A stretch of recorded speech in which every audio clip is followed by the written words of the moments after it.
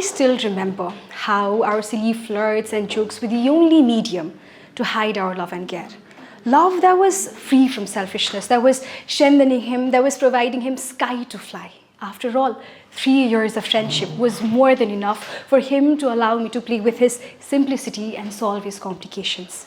And I could never ignore him, sculpted by scars. He was enough to seize my entire head and heart. I never knew when did our bond get that stronger. Maybe since then, when his diary started getting my words and my stories being completed with his content. Am I being attached to him?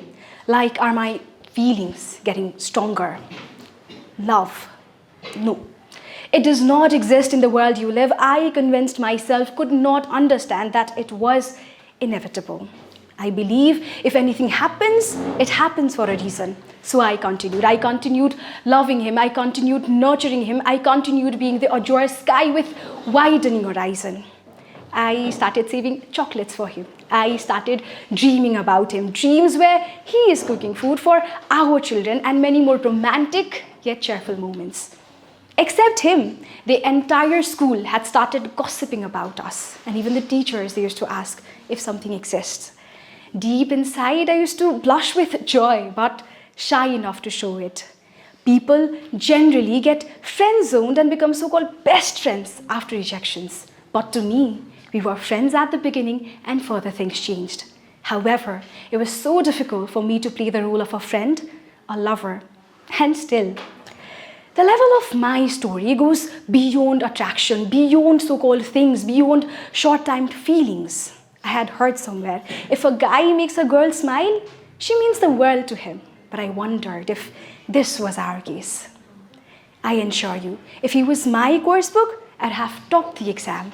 He was the reason I never tried to fall in love again. In fact, he's still the reason behind it. I approached him. Not a single special day, rather every day, every single hour. I thought even he feels the same about me. I thought maybe I could be the one for him. But then he said he needs some time to know where he is leading to.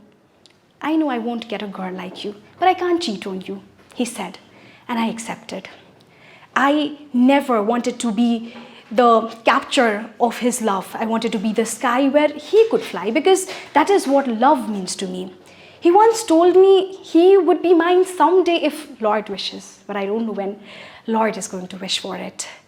Well, I have moved on in my life, probably by meeting more new boys, and even he knows about it. But every boy has a vague demeanor in front of him, and no matter whoever comes in my life ahead, no one can get the love and affection that I owe to this particular person. When career and dispute became more eminent than love, jealousy decorated both of us from top to bottom. Maybe we're still best friends, but so-called had found space between us.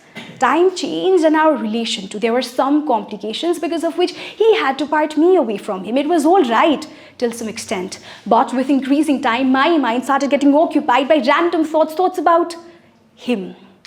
He was like sand being slipped away from my hand, and I was like water holding him together. My situation then was like pulling a rope, which was very difficult as the rope had already slipped away from my hand. However, I could have moved on. But what about the time we spent together? What about the memories we created forever? And what about the major addiction he was to me?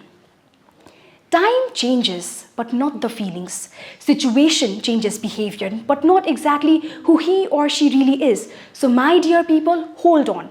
Hold on to what's left, what's your own. Even I have sacrificed a lot, even I have pretended a lot just to hold on to this particular person. And although my friends say to move on, he does not understand the meaning, I counsel my heart saying, he does not understand the meaning of love.